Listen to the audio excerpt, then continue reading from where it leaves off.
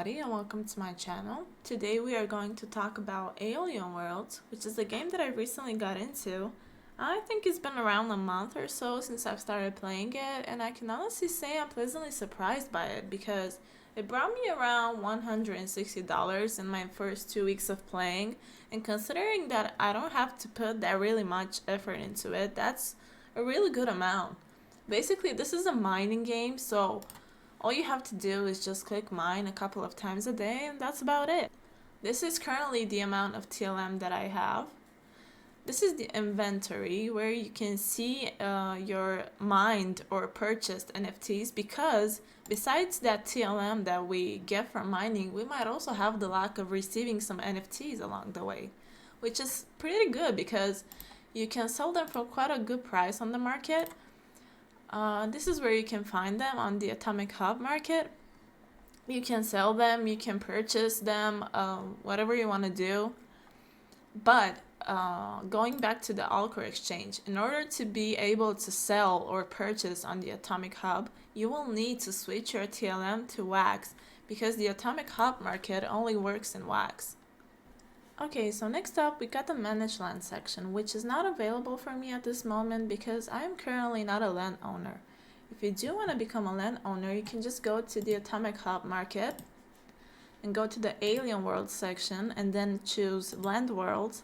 And as you can see, these are all lands that are put up for sale. Now, this has a good thing and a bad thing.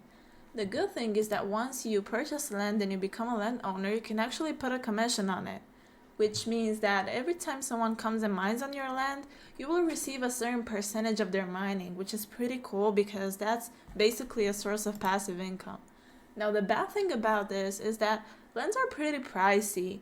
Unless you want to invest real money in purchasing one, you will have to mine for a really long time to be able to purchase a land with only your in-game gains.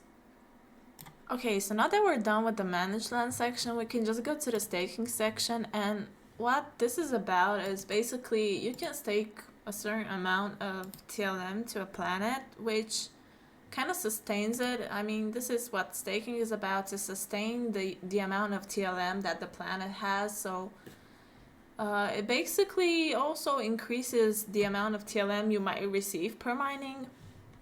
So you can just enter here the amount you want to stake, and if you do want to unstake, it's gonna take 48 hours to receive your TLM back, so don't worry, you can unstake it whenever. Next up, we got the Thunderdome section, which is not available right now. We don't know an exact date of when this is gonna be released, but I've heard some rumors of being released this year, so fingers crossed.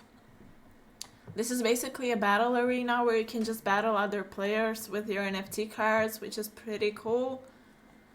What I would advise you to do, I would advise you to purchase the NFT cards that are necessary to play in this arena because they are out right now. For example, this is a Thunderdome NFT card. This is just an example. There are other cards as well. I would advise you to purchase them right now because I have a feeling that once the Thunderdome will be available, their price will go really up and they will not be affordable anymore. And lastly, we got the mining section. Now, I want to take a little bit of time and explain to you what all of these numbers mean and kind of tell you what you should look at when purchasing a card from the market. As you can see, we have 4 numbers here on the upper left corner of the cards, which represent your mining power. How do you find the total amount of your mining power? You just have to gather all of these 3 numbers that you have on the NFT cards that you own and multiply the result by the number you can find on the land you're mining on. And the result of this basically gives you your total mining power. Same goes with these numbers. You just have to gather these 3 numbers and then multiply them by the number you find on the land you're mining on. And this will represent your NFT chance luck. And same goes with your charge time. You just have to gather all of these charge times and then multiply them by the charge time you find on your land. And this gives you the time that you have to wait between minings. And that's about it, guys. Hope this video will help you in some sort of way. If you have any questions or video suggestions, just leave them in the comments down below. I will check every single comment. And make sure to like, share, and subscribe. And yeah, have a great day.